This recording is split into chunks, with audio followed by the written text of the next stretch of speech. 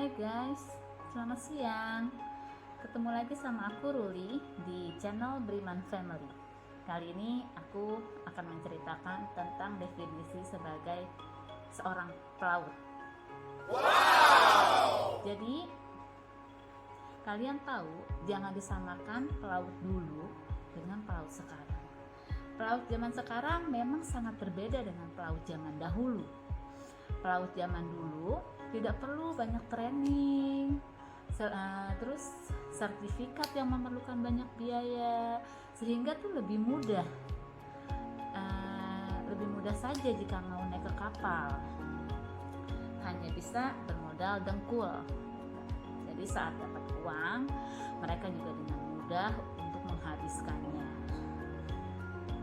Hingga persepsi negatifnya yaitu wanita, karena memang stres terlalu lama di atas kapal dan tidak bisa pulang bertemu keluarga. Nah, kalau pelaut zaman sekarang tidaklah mudah untuk bekerja di kapal, karena harus sekolah dulu, harus training dulu, sertifikat dan dokumennya pun juga harus lengkap dan terus direvalidasi. Aturan di lautnya juga semakin ketat, jadi nggak mudah bekerja di kapal dan memerlukan biaya yang besar untuk bekerja di kapal.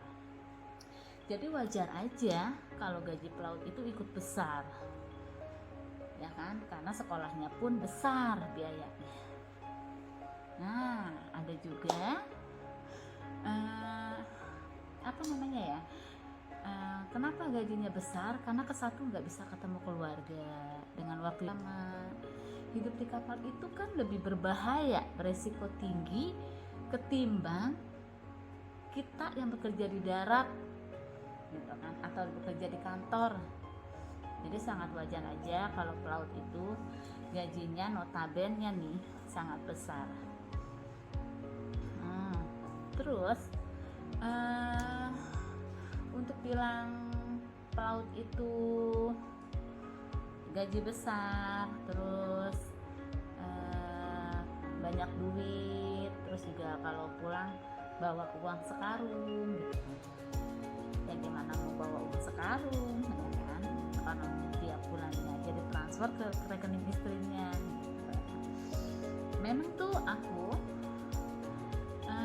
dari berumah tangga kita punya komitmen bahwa uang segala keluar masuk uang itu harus open dan tidak ada yang perlu ditutup-tutupi. Jadi gak ada istilah uang suami, uang istri, gak ada. Semuanya adalah uang kita, uang istri, suami, bahkan anak. Nah, itulah kunci keberhasilan dalam rumah tangga. Kita open dan tidak ada namanya rezeki kamu, itu rezeki aku gitu kan. Karena mereka bukan lagi dua. Orang yang udah berumah tangga itu bukan lagi dua, melainkan satu. Jadi apa yang telah dipersatukan Tuhan itu tidak boleh diceraikan oleh manusia. Dan semasa pandemi ini suami pulang agak lebih telat, karena memang kesatu nggak ada penggantinya, ya kan. Biasanya itu PKL suami aku tuh hanya 4-6 bulan di atas kapal, bertambah menjadi 8 bulan sampai sekarang ini belum pulang, ya karena semua aspek kehidupan kena dampaknya, ya kan. Terus itu karena pandemi, jadi pergantian kru sangat susah ya. Jadi nggak bisa kita tuh langsung ada penggantinya, karena harus mematuhi protokol kesehatan, harus ada tes PCR, ya kan. Pokoknya yang meyakinkan bahwa yang bakalan menggantikan posisi suami aku itu nggak COVID gitu. Jadi tuh harus hati-hati mengambil seseorang yang ada di darat untuk naik ke kapal, karena takut ketularan yang di kapal begitu. Jadi sangat susah untuk sekarang ini mencari pengganti. Ya, terus suami hanya bisa bilang bersabar sama aku. Ya udah sabar aja, nanti aku juga akan pulang. Ya aku ya mau gimana lagi, itu kan udah tugas ya, udah kewajiban dia mencari nafkah ya. Siapa sih Istri mana sih yang nggak mau suaminya ada di rumah, gitu kan. Makanya untuk istri-istri pelaut, jangan biarkan suaminya melaut terus. Kasihan juga, harus jauh dari keluarga, tapi dibalik semua itu dia harus memenuhi kebutuhan hidup kita yang terbaik. Untuk anak-anak kita, dia berusaha untuk kita tuh pakai AC gitu kan di rumah biar gak kepanasan, pakai emas biar bisa bergaya gitu kan. Ya itulah mungkin definisi seorang pelaut, ya kan.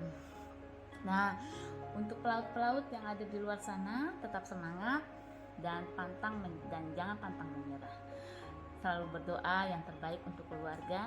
Saya yakin bahwa pelaut-pelaut adalah orang yang baik, orang yang sangat menyayangi dan merindukan keluarganya di rumah.